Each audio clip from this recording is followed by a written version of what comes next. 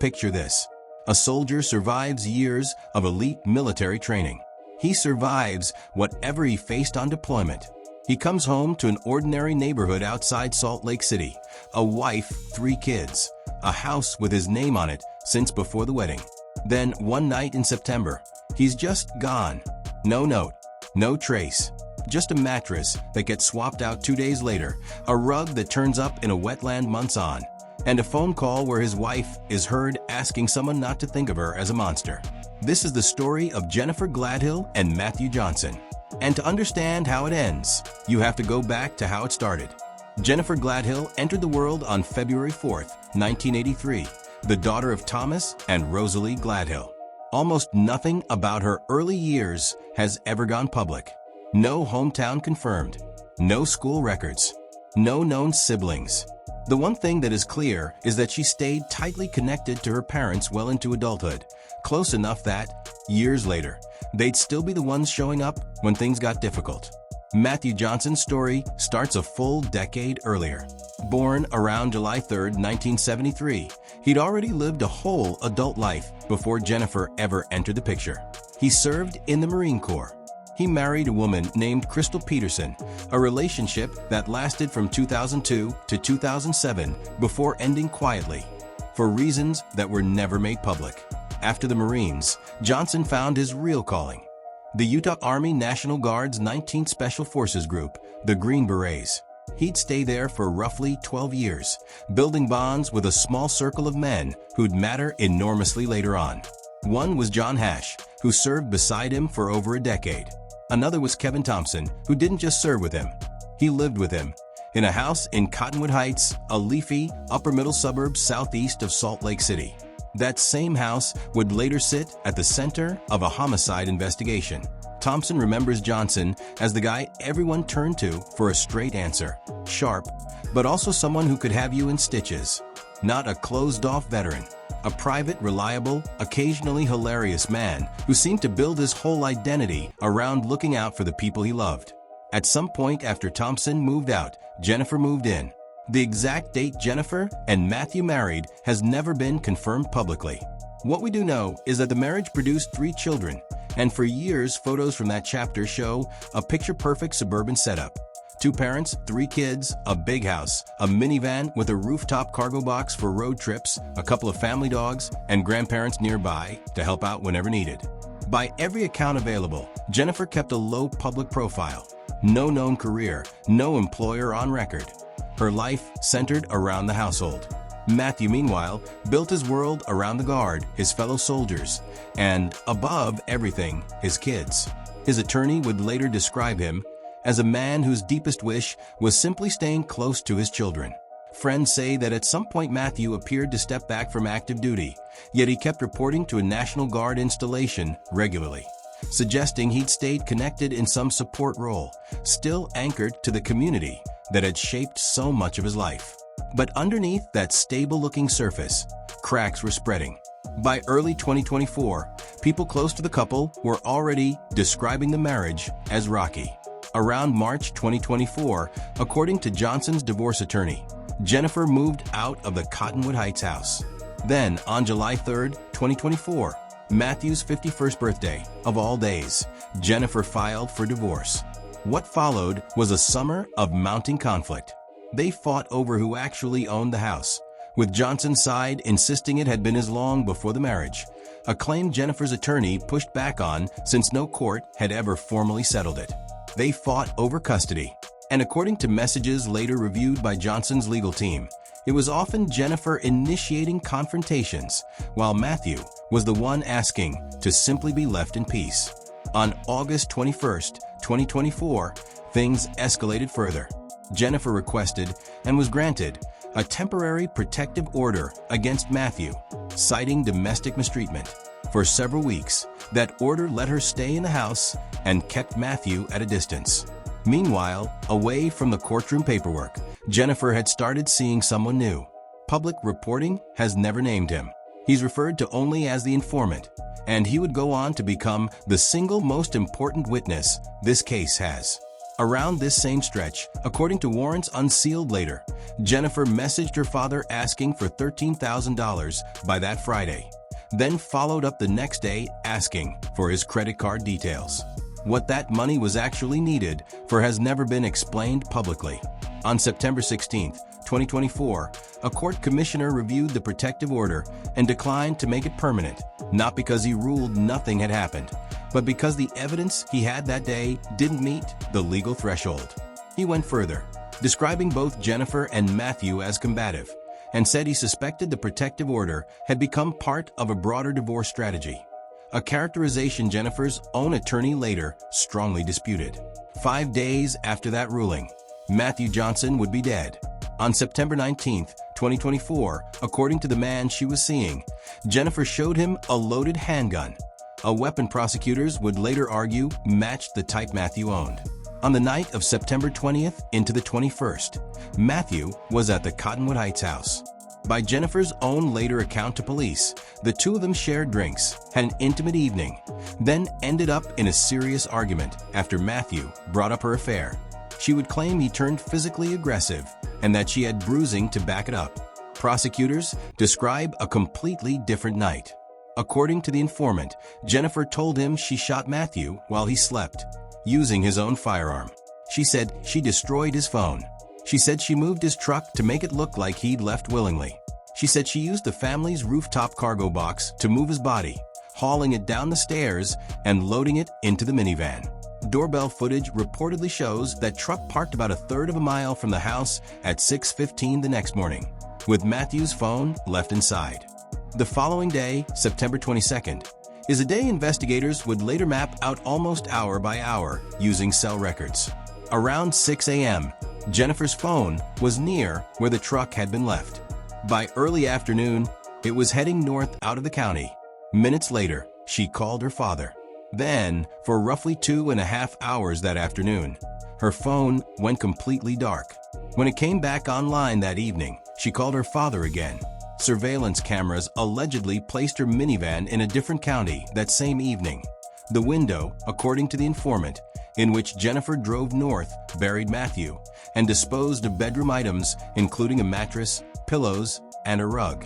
Investigators later recovered those exact items at a location tied to her phone data and matched the rug to an older photo pulled from her own device showing Matthew standing beside it. That night, cameras recorded her minivan pulling into a car wash, where she spent a full half hour scrubbing it out door by door. From there, she went straight to the informant's home.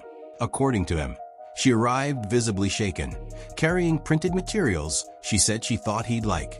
Then, he says, she told him everything: the shooting, the truck, the container, the drive north, the burial, the cleanup. He said she seemed terrified of getting caught and talked about running away, or worse. He didn't go to police right away. By his own account, he genuinely wasn't sure at first whether to believe her. In the days after, Jennifer allegedly told him she'd cleaned the relevant parts of the house and that things were handled. She deleted parts of their chat history, but he'd already saved screenshots and soon started quietly recording their calls. On September 24th, Jennifer's parents came to the Cottonwood Heights house, reportedly staying from late afternoon until nearly midnight. That same day, Rosalie bought a replacement mattress online. Thomas later told investigators he'd only stopped by because of a garage leak, adding, in a detail that would later catch prosecutors' attention, that he hadn't gone into the room where the incident allegedly happened. On September 25th, the National Guard contacted police after Matthew failed to show up for duty, something completely out of character for him. His kids, friends noted, had already stopped hearing from him days earlier. Jennifer didn't report him missing until September 28th, 3 days after the Guard had already raised the alarm. She told police they'd argued on the 20th that he'd left afterward and said he might be away for about a week and didn't want contact. The responding officer described her as distracted and on edge. Investigators later noted she never once tried calling him herself, despite claiming she had no idea where he was. On October 2, 2024, police arrested Jennifer Gladhill. By then, a search of the house had turned up what looked like a deliberate effort to erase whatever had happened in the main bedroom. A brand new mattress, wiped down walls, unexplained marks on the blinds and bed frame, a bleach smell in the basement, and a carpet cleaner still sitting inside. Testing on the carpet beneath where the bed had stood came back positive for blood from a male source. Inside the family minivan, police also found packaged plant material, believed to be mushrooms, along with a small amount of cash, enough for prosecutors to add a drug charge to the growing list. Following her arrest, the court cut off Jennifer's contact with her 3 children entirely. The kids, roughly ages 11, 7, and 5, were placed with relatives through the state's child welfare system. Her defense team has spent months trying, largely without success, to get even limited contact restored. 13 days later, on October 15th, prosecutors filed 9 felony charges. First-degree murder tied to domestic violence, 5 separate counts of obstruction covering deleted messages, a disposed mattress, house cleaning, a missing firearm, and a relocated truck, plus drug distribution, mishandling of human remains, and witness tampering. On October 24th, Jennifer's parents were arrested on suspicion of helping conceal evidence after investigators found a gun box at their home, hidden inside one of the grandchildren's baby clothes. The firearm itself has never been located. By February 2025, new details surfaced. The missing rooftop cargo box had turned up in a Davis County wetland after a storm, reportedly testing positive for Matthew's blood. Around the same time, blood found beneath the bed was confirmed as a direct match to him. At a detention hearing that same month, prosecutors played portions of recorded calls between Jennifer and the informant. In them, she reportedly pleaded with him not to see her as dangerous, said his fear of her was heartbreaking, and referred to Matthew in the past tense. In one striking moment, she reportedly compared herself to a fictional queen known for ordering executions, and spoke generally about believing certain people deserve to be removed from society. The judge denied her release, and she's remained in custody ever since. In February 2025, Jennifer waived her right to a preliminary hearing and pleaded not guilty to all 9 counts, a plea she's maintained. In January 2026, she sent the presiding judge a personal letter, which isn't proper procedure without both legal teams present. In it, she apologized for taking up his time and said she was doing her best to cope. The judge entered it into the record. It was not a confession. The trial, originally set for late 2025, has been delayed twice, first to mid-2026, then again due to scheduling conflicts with another case. As it stands now, jury selection is set for December 7, 2026, with the trial expected to run through the following week. Legally, this is what's known as a no-body case, meaning prosecutors have to build their argument entirely from circumstantial and testimonial evidence, without a body to confirm cause of death. The state's strongest cards are how independently the evidence lines up with the informant's account. Matthew's blood turned up under the bed and months later, inside the recovered cargo box, a detail the informant reportedly described before that container was ever publicly found. Combine that with the abandoned truck, the mysterious hours-long gap in cell signal, the late-night car wash, and the freshly replaced mattress, and you get a chain of circumstantial evidence that's difficult to explain away piece by piece. But the defense has genuine openings. There's still no body, no weapon, no confirmed cause of death, meaning there's no direct physical proof Matthew is even deceased, only a powerful circumstantial case suggesting it. There's also a timeline wrinkle. Court documents place the truck's drop-off at 6:15 a.m. on the 21st, yet also describe Jennifer's phone reaching that same spot around 6 a.m. the next day, a full 24 hours apart. A neighbor separately reported hearing the couple arguing overnight between those 2 dates, which doesn't cleanly match either version of events. Defense attorney Jeremy Duss has also pointed out that Matthew's specialized training gave him skills an average missing person wouldn't have, though that argument has to explain away the blood evidence and his total, permanent silence toward children he was famously devoted to. There's also a gap between what's confirmed and what's assumed. Investigators recovered a mattress, pillows, and a rug tied to Jennifer's location data, and matched the rug to an old photo from her phone. But as of the February 2025 hearing, no blood or DNA results had been produced from those specific items, meaning matching an object to a photo proves it came from the house. It doesn't, on its own, prove what it was used for.